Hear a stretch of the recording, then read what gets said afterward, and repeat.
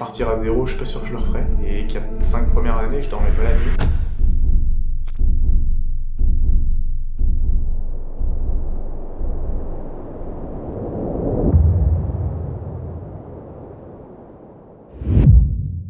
Je m'appelle Baptiste Lefort, j'ai 28 ans et je suis cofondateur directeur général chez SE.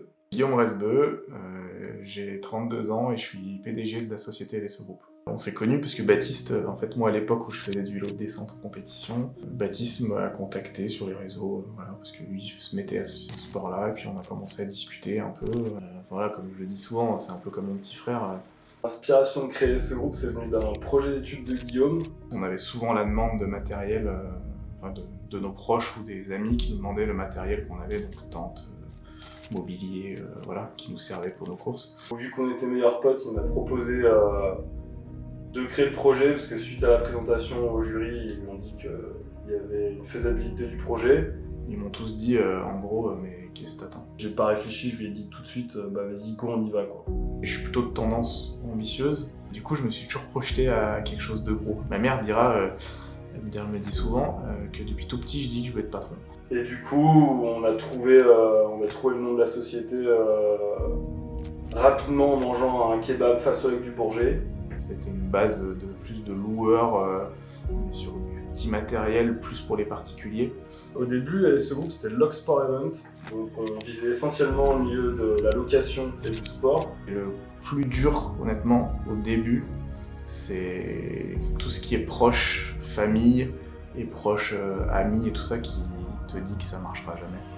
Et tout le monde te dit ça. Tous les deux, on a acheté une tente et à partir de là, c'était parti quoi. T'as une incompréhension, enfin, je prends juste mes parents, quand avec Baptiste on leur a dit bon, on va louer des tentes, ils ont dit hein. Quoi? Personne ne nous connaissait, donc au début avec Guillaume, il avait fait des petits flyers sur Word. Et pendant 15 jours, un mois, on a fait toutes les boîtes aux lettres du bassin chambérien avec notre petit flyer comme ça. On avait mis une tente, 3 par 3, 60 € paf. Et du coup les gens ils ont commencé à nous appeler comme ça. Ça s'est développé. La chance qu'on a eue, c'est que les clients ils sont vite venus à nous et que ça a tout de suite explosé. Mon premier montage, très simple. Bonjour, Log Sport Event, on vient pour la tente. C'était pour un anniversaire dans un particulier, les mains on arrive. Pac, on a fait tout bien. Premier montage, une tente, sanglée sur le porte-vélo de la voiture. Magique. En 6 mois d'auto-entrepreneur à deux, donc à 2 statuts, on a fait péter les plafonds de chiffres. Donc on a été obligé de passer en société. Donc du coup, au bout d'un an, le prof faisait grève, j'en avais marre, on avait du boulot justement avec la boîte. Et donc je me suis dit, j'arrête mon BTS. Guillaume était aussi en fin d'apprentissage, ça ne lui plaisait pas trop non plus, donc on s'est dit, allez, on se lance. On a commencé dans ma cave, après ça débordait dans la cave de Baptiste, ça a débordé dans son garage. On a loué un premier garage qui a débordé dans un deuxième garage. Ça débordait de partout, on avait dans 3 garages des... Enfin, voilà, c'était un peu l'enfer. En 2016, on avait nos premiers bureaux à Chambéry, avenue Jean Jaurès, là c'était juste 2 bureaux, enfin ça nous changeait de notre chez nous quoi. On se versait pas de salaire, on bossait à côté à fond. Moi je bossais la nuit, je conduisais des camions la nuit. Et la journée, on prenait des gardes et entre-temps, on installait un peu quand on pouvait. Je démarchais sur Facebook et sur Internet toutes les courses et événements sportifs. Et je me souviendrai toujours de la réponse d'un événement, ça s'appelait Rainbow Color, c'était notre premier contrat, tournée de Sainte-Beate. Donc ça a commencé comme ça en fait. Ça a grossi au fur et à mesure comme ça. On est resté dans ce bureau-là 1 an. On a eu une opportunité à Cognac d'avoir un stockage de 50 mètres carrés, plus 50 mètres carrés de bureau. En rentrant là-bas, on se disait qu'on était large, mais vraiment large. 1 an après, ça débordait. Très rapidement, il y a la marque Vitabri qui est venue à notre rencontre parce qu'ils avaient une envie de se développer dans la région Auvergne-Rhône-Alpes. Donc du coup, en fait, on était prestataire de service pour leur location. Les 4-5 premières années, je dormais pas la nuit. Je voulais tout hyper contrôler. Même ce que Baptiste faisait, il fallait que je repasse derrière lui pour tout contrôler. Pourtant, Baptiste, pour le coup, c'est pas une question de confiance parce que c'est la personne en qui j'ai vraiment le plus confiance aujourd'hui. Dès qu'on est arrivé dans les bureaux de Cognac, on a pu embaucher des stagiaires. Ça nous a libéré du temps pour travailler sur d'autres projets, pour se développer tout simplement. Donc on rouvre une agence à Sénaux, en reprenant un bâtiment de faire 150 mètres carrés. Les 3 premières années, tout ce qu'on gagnait, on l'a réinvesti pour agrandir le parc de location.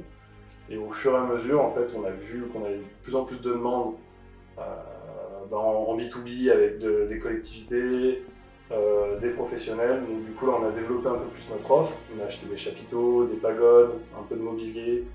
On a vite évolué dans du chapiteau tubulaire, qui était très compliqué à monter, très fastidieux, mais ça marchait.